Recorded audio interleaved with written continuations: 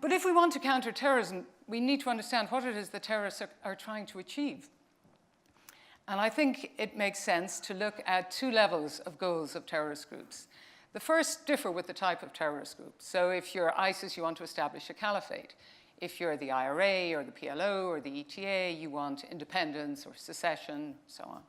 If you're the Red Brigades of Baader-Meinhof, you want to overthrow capitalism. So it has to be said that terrorists have been singularly unsuccessful in achieving these kind of fundamental underlying political goals.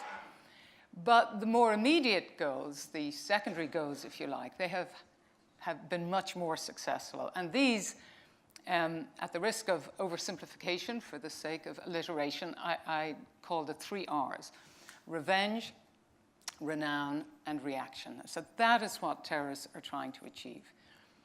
First and most important is revenge.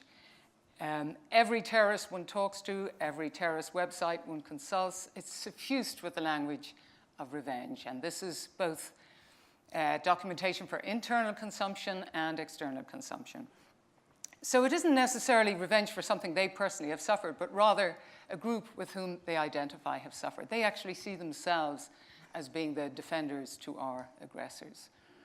The second point is renown or glory. Now, publicity has always been a goal of terrorists. The 19th century anarchists used to call it propaganda by deed.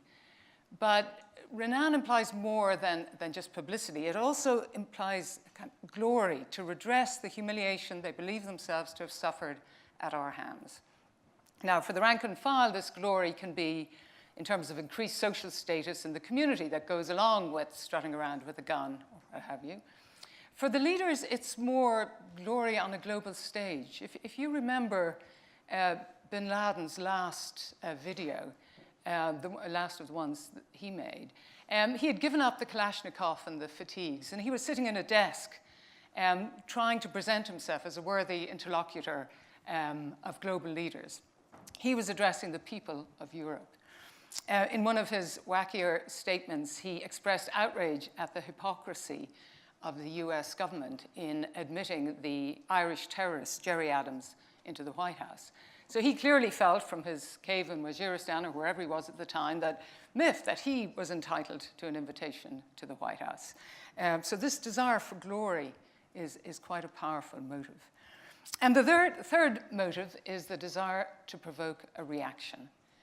Terrorists operate, they're action-oriented individuals operating in an action-oriented in-group. It's through action that they communicate with the world. So they care more about the scale of the reaction than the particulars. I mean, we don't even know, all these years later, whether bin Laden planned the 9/11 attack because he wanted to drive the US and the Middle East, or whether he wanted to provoke a war between Islam and the West.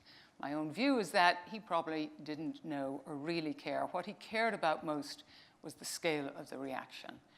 And in the scale of our reaction, I believe we played directly into his hands.